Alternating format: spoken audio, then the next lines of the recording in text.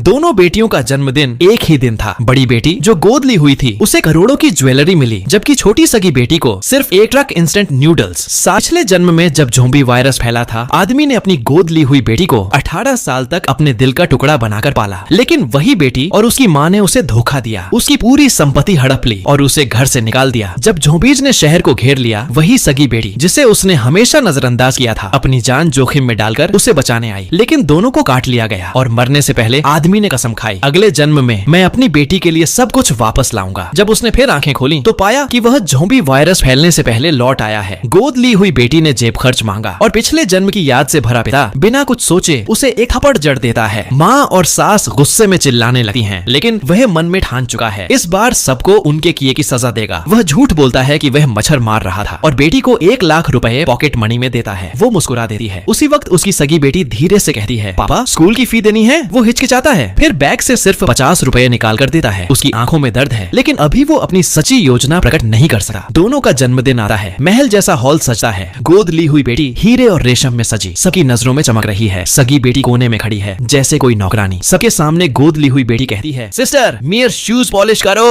Hall ठहाकों से गूंज उठता है। बेटी झुकर जूते उठाने ही वाली होती है कि तभी दरवाजा जोर से खुलता है। पिता अंदर आता है, आंखों में सन्नाटा और दिल में तूफान। गोद ली हुई बेटी मुस्कुराकर कहती है, पापा देखिए ना ये तो। उससे पहले कि वह बात पूरी करे, पिता एक जोरदार तमाचा उसके गाल पर मारता है। पूरा हॉल शांत हो जाता है। वह ठंडे स्वर में कहता है, अब वक्त आ गया है सब कुछ लौटाने का। जो प्यार मेरी असली बेटी से छीना गया था, मैं वो लौटा कर रहूंगा। गोद ली हुई बेटी चिल्लाने लगती है, तभी लाइट्स झपकती हैं। टीवी पर न्यूज चलती है। ब्रेकिंग न्यूज, सिटी में एक अननोन वायरस फैल रहा है। लोग जिंदा लाश बन रहे हैं। सन्नाटा छा जाता है। पिता अपनी सगी बेटी की ओर बढ़ता है, उसका हाथ पकड़ता है और धीरे से कहता है, बेटी इस बार हम दोनों मिलकर लड़ेंगे। अब न दुनिया हमसे कुछ छीन पाएगी न किस्मत। बाहर सायरन गूंजते हैं, लोग भागते हैं और हवा में डर की गंध भर जाती है। ज़ोंबी महामारी फिर लौट आई है, लेकिन इस बार पिता अकेला नहीं है।